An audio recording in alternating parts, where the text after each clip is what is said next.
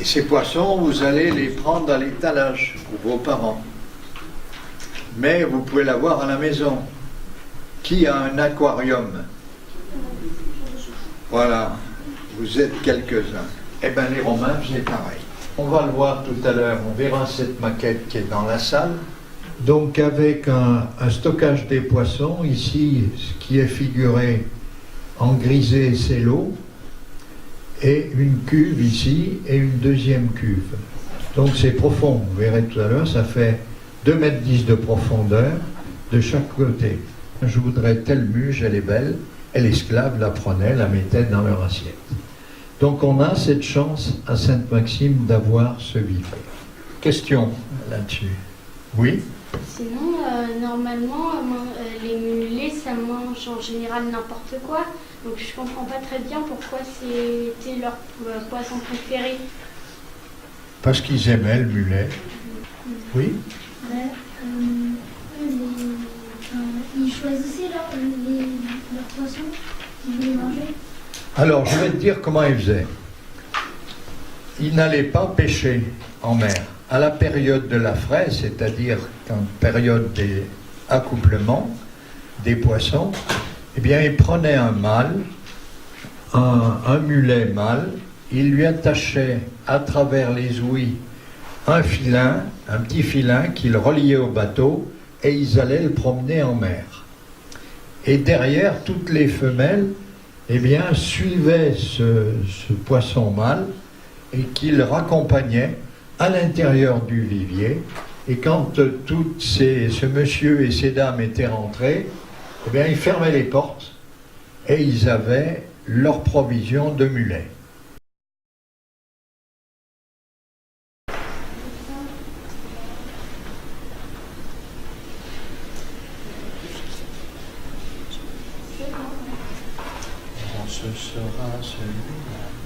J'ai revu les principes de Columel, j'ai trouvé extraordinaire ce travail.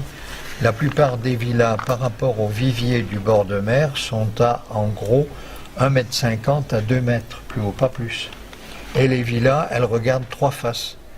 Et vous regarderez au Sardinot quand vous irez, eh bien il y a 3 faces. Il y a une face qui regarde vers Saint-Tropez, une autre face au large, et l'autre vers la Nartelle. Oui, tu es dans les rochers là, donc il y a la mer qui est là autour. Elle est là la mer. Tu y es déjà allé, Stéphane, en Sardinot ou pas? Je pense, mais c'était pas ici, c'était un peu plus loin. Ah oui, l'autre vivier. Oui, voilà. Oui. C'est que pour une seule personne?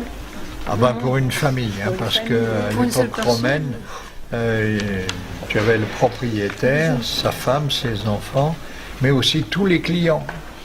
Toute la famille votait comme le propriétaire. Et les esclaves, ils mangeaient des fois ou le poisson? Ah ben les esclaves mangeaient aussi, oui. Alors ce que vous avez là en bas, c'est les amphores. Bon, je n'ai pas tout mis parce que j'en ai des quantités énormes.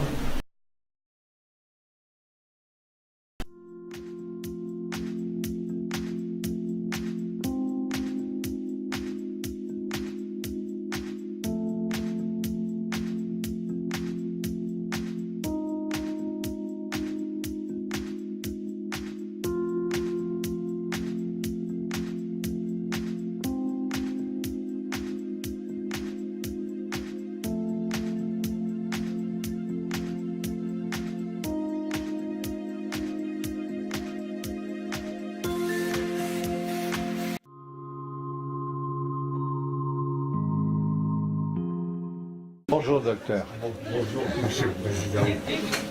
Bon, on est heureux d'accueillir Jean-Michel Couve, député honoraire de la circonscription et qui s'occupe citoyen Jean-Michel Couve, et qui met en route le géoparc des Morts. La grotte Cosquer, pour situer, la grotte Cosquer qui est près de Marseille, dont l'entrée est à 37 mètres sous l'eau, a été peinte entre moins 29 000 ans et moins 15 000 ans, ce qui prouve que dans ces périodes, on rentrait dans la grotte à pied. C'est des arguments archéologiques, mais très précis. Alors voilà un copain qui vient de ces périodes lointaines, comme j'avais mis en presse. Ça nous ferait tout chose de nous retrouver sur la plage avec un homme de ces périodes paléolithiques. À supposer qu'on arrive à parler le même langage, je crois qu'on n'aurait pas tout à fait les mêmes objectifs. Voilà par exemple une autre lampe que je trouve personnellement très beau, qui représente un dessin. Alors quand j'ai des enfants, mais je vois que là vous avez passé l'âge de l'enfance, il n'y a pas de problème, je dis aux enfants, c'est le docteur qui examine la dame qui est souffrante. En réalité, c'est un lupanar, c'est-à-dire, pour parler clair, un bordel.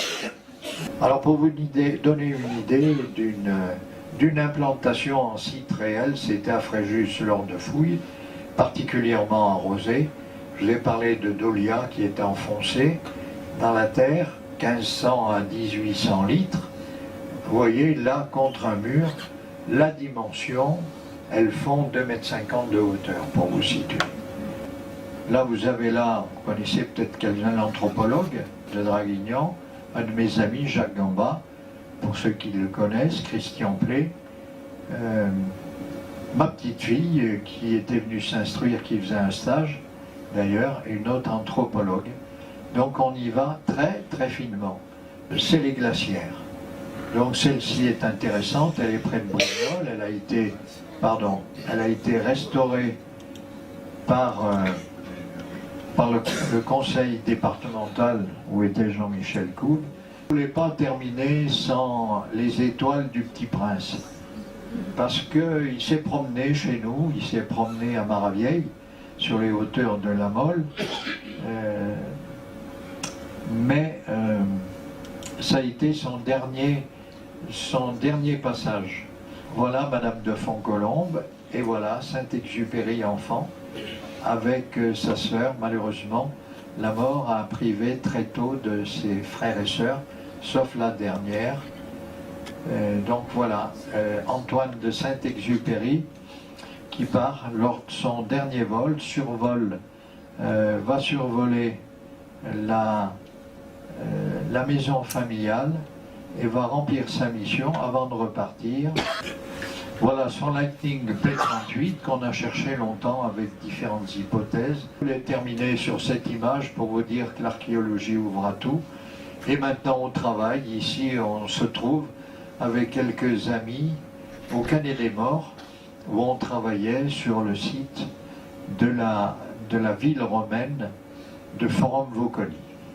L'équipe qui vous entoure pour ce colossal travail que vous réalisez, et je dirais en plus pour la communication que vous en faites, parce que comme beaucoup d'entre vous, je reçois vos informations et je trouve que vous avez une activité véritablement débordante. Donc je vous félicite et je dirais que c'est vraiment exemplaire. Il y a peu d'associations, à ma connaissance, dans l'environnement, qui ait une telle dynamique, une telle énergie. Ce que vous voulez nous présenter est absolument passionnant et nous démontre encore une fois que notre territoire varois, mais en particulier dans toute cette partie du territoire des Morts, fourmille d'empreintes absolument exceptionnelles. Là, nous Merci beaucoup. Sur ce, on recommence quand à Pardigon? Eh bien, nous avons mis ça au point il y a très peu de temps. Je dirais que là, on a une activité débordante, je dirais pour l'instant, tous les jours. Mais on va commencer en décembre.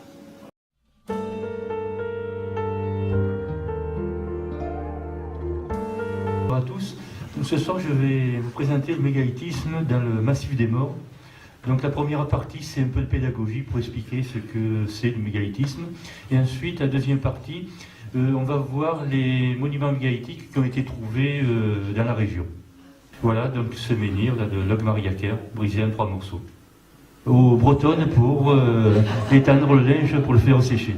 Voici un des plus célèbres dolmens de la région, celui de la pierre de la Fée, à Draguignan. La Salerne, à côté de la déchetterie. On voit donc au centre la chambre circulaire et le tumulus autour. On va commencer donc notre balade dans le massif des Morts en Némarne-Séraphin. Aussi le menhir de Péronne. l'ensemble de 3 menhirs des Lambert. Donc, ces photos étaient prises en 1967 sur le plateau des Lambert, sur la commune de Colobert. C'est une propriété de l'ONF. Ensuite, un ensemble de 3 menhirs des Couzes à Lirimeau. Ces 3 menhirs se trouvent là, en face de Jade et Robert, à l'endroit où on a fait une école de golf. Et voici une tête gravée provenant d'une stèle qui a été trouvée dans la forêt de Sainte-Maxime. Et donc le plus beau monument du massif des Morts, bien sûr, c'est l'ensemble des 9 menhirs des Terriers sur la commune des Acs. Et dans le massif des Morts, tous les dolmens ont leur couloir d'accès orienté à l'ouest. C'est-à-dire c'est dirigé vers le soleil couchant. Et la stèle funéraire qu'on a vue à peine, où il y avait une tête, était aussi dirigée à l'origine à l'ouest, en direction du soleil couchant, qui pouvait symboliser pour nos ancêtres la mort. Alors celui-là, il a une particularité, bon, toujours pareil, orienté est-ouest, c'est que la chambre funéraire est séparée en 2. Donc dans ce monument, il y a eu 34 individus qui ont été inhumés. Voilà une vue en plan là, de cette chambre funéraire. Alors je vais présenter en 2 parties. La première, ça sera les textes qui peuvent justifier ce que je vous dis. Donc, c'est pas des photos, il y en a quelques-unes plus monotones, mais au moins c'est la réalité. Vous verrez que je n'ai rien inventé. En même temps, ça vous donnera une idée de la façon dont vivaient ces hommes, la façon dont ils se comportaient entre eux. Puisque cette histoire commence dans le Var, au Canet des Morts, pour parler actuellement, et elle va se terminer à Fréjus. C'est donc un peu de cette période dont je vais parler. Elle va se terminer à Fréjus, après que Antoine et Cléopâtre aient été battus.